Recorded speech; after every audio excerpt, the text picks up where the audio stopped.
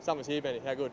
You guys ready? I mean, this is I know you captained last summer, but this is it. It's your baby now. It is now official, I guess. We're as ready as we can be. I mean, the schedule's quite tough in first class cricket. It's a quick turnaround from Shield cricket, so we're meant to be down the North New South Wales coast having a training camp, but the wet weather's ruined that. So we thought we'd come to Brisbane and get some training done. It rained here as well, so we haven't got outdoors yet, but we're going into Canberra early, get some prep done. We're ready to go. Yeah, well, the amount of COVID that's going on down there is a bit of a punishment, but no, look, the facilities are fantastic down there.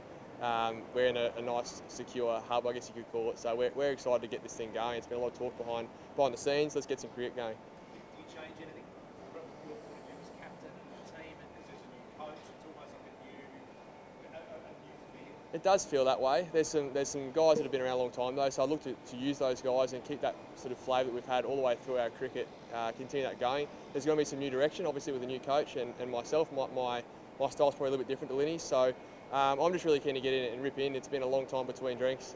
Feels like summer was a while ago, so we're ready to go, and I'm really excited to rip in. You seem to really embrace that sort of leadership role last year.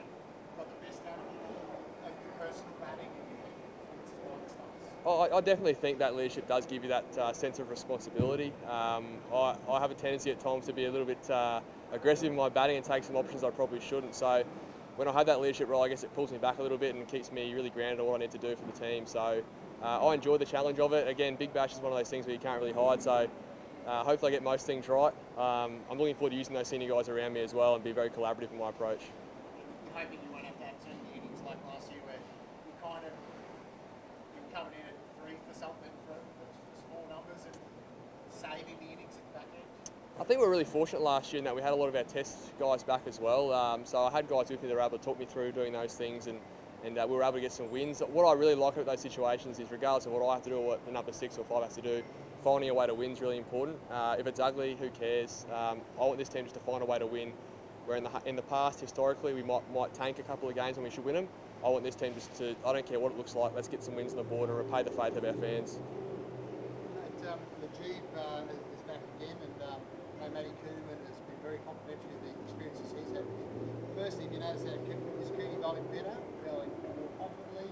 Secondly, can you read Najib yet? Matty Kuhneman, I'll start there. He's fantastic. We've seen the work he's done for Queensland this year. I think he's taken 3 fifers and a 10fer in his experience in Shield cricket, which is fantastic. I think Majid's had a big role to play in that, but also, more importantly, Mitch Swepson, when he's been around, and those guys are 2 peas in a pod and they work really well together. So he's certainly learning from those experienced guys who are around, and we're starting to see the best out of Matty. I'm looking forward to unleashing him in the Big Bash this year and just showing everyone how good he is. Along with Majid, in answer to your question, not always. Sometimes it's guesswork, just because every year he brings something new to the table with how he bowls the ball, how he hides it, how he disguises it. So I'll be looking to spend a good hour or so with him before we get that first round under my belt. Doesn't mean I'm going to pick every one, I probably won't, I can almost guarantee that, but I'm looking forward to him coming in and doing what he does best. James Bazley blazed away last year, sort of burst on the scene. Wow, this is quite good. I know you guys have known him for ages, but is there anyone we should be looking out for this summer that we Yeah, the big hitters are always the ones we think about, Linny. I mean, I'm expecting big things from him this year. As has been said a lot in the press, he hasn't got that leadership role in terms of a captain, but he's still there as a leader.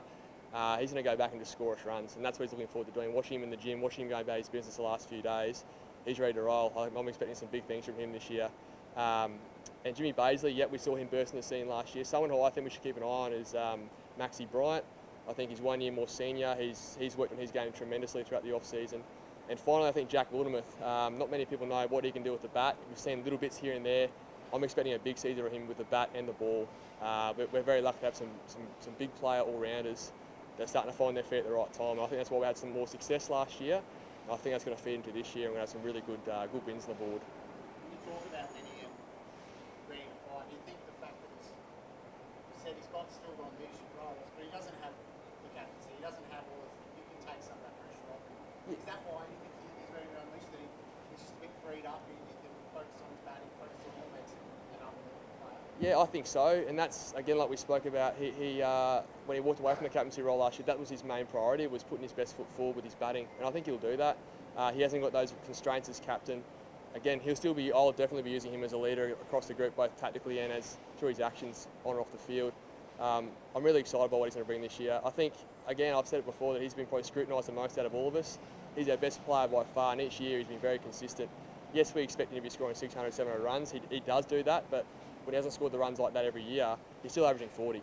So he's our big game player. I'm expecting big things from him, and yeah, I think he'll take this new role and run with it. I know you got the teal on, but how have you seen your batting in the other formats and so far this summer? Personally, yeah, I'm pretty pleased with how it's gone so far. My main priority is winning as a career for Queensland, and we're starting to do that. We've got a really nice culture there in Queensland, and we won the Shield last year. We want to go back to back. We've got a really good core group of players. If I can feed into that with how I'm going, then fantastic. The most pleasing thing for me is how I'm keeping. I'm really happy with how I'm going there, and I'm learning about my game each year more and more. And having Chuck Wade second there as my coach is quite handy as well. Having a keeping coach on tap is very good. So yeah, look, I'm happy with where my game's at. Winning games for Queensland is the most important thing, and I'm also very excited about what I can do for this team as a leader, as a captain, and as a keeper. I know the Aussie keeping situation has been thrown into turmoil, and everyone started throwing out who should be in it. I mean, your name came up a lot. Was that something that you were surprised at, or something you really feel like you are right there in that mix? Surprised by it a little, I guess. I mean, it's not something I thought I could even do, or was good enough to do until probably this year. I had a good year last year, and I started the season really well, and I'm starting to build my confidence in that space. So that's more so from a batting point of view. I've always thought my keeping is my first priority, and my skills are always pretty good through there. But we're sport for choice here in Australia. We've seen that. And I'm very pleased for Alex Carey to get his opportunity. I think he's been the person that's been earmarked as the person to come in and do it when Tim was done. Probably a little bit sooner than we would have expected. But I'm very pleased to even take that role on. I certainly feel as though I am amongst the conversation. But obviously he gets the first opportunity. I hope he goes well.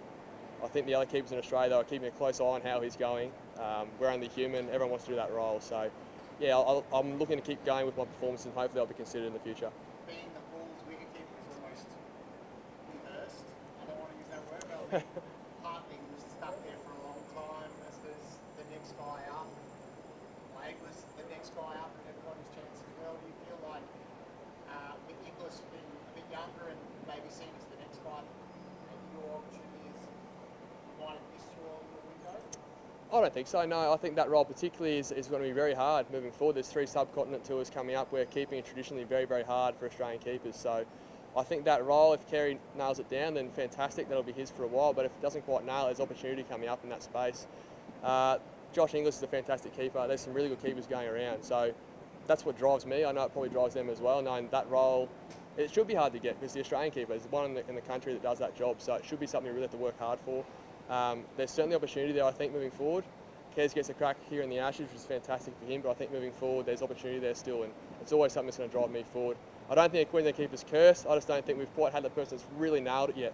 So if I'm being honest, I'm probably a little bit off still, but I feel as though I've got time to put my case forward.